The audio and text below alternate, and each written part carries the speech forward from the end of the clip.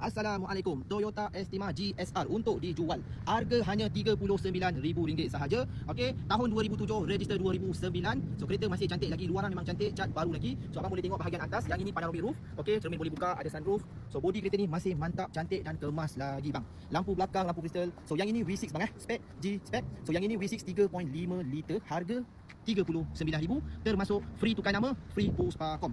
Okey, body memang mantap lagi, aircon pun sejuk, enjin okey, gearbox okey. Dalaman interior warna cerah, so abang boleh tengok warna cerah, siap ada Android player. So seat cover dah pasang dah cover ni. Dah pakai cover leather PU ni. Kalau abang tak nak boleh buka bang. So abang tengok bahagian atas ni semua tip top lagi, aircon sampai belakang, seat semua cantik. Kalau abang tak suka warna hitam, abang boleh buka cover ni, seat warna cerah. Okey, so abang tengok ni armrest ni pun panjang, dia boleh tarik ke depan ke belakang. Untuk full spec saja ada yang armrest ni bang.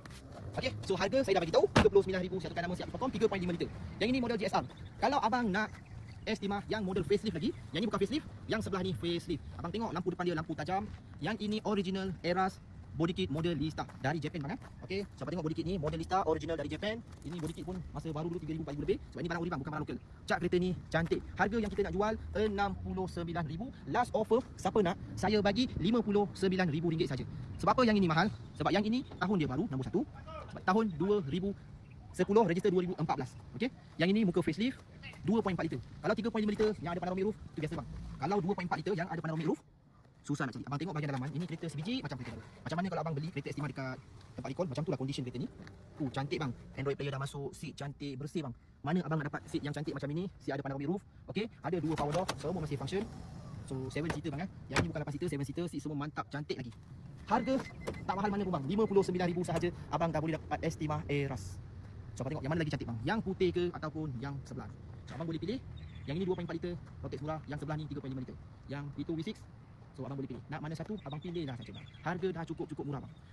Ingat, yang mana nak beli kereta Wish ke ataupun Honda Odyssey ke, Livina ke, MPV, Arus pun abang kena fikir Walaupun Arus tahun baru, BRV ni tahun baru, harga lagi murah daripada Estima ni.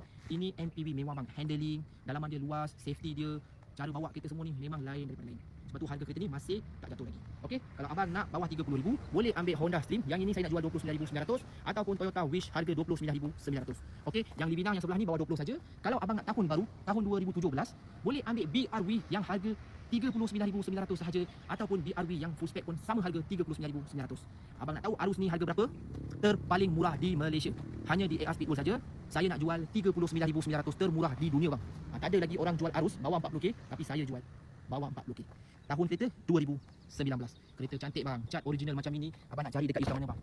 Dalaman semua kemas bang semua kemas. Okey. Yang ini Arus. Kalau abang nak Alza, yang purple bawah 30k, yang hitam bawah 20k. So itu saja. Yang penting abang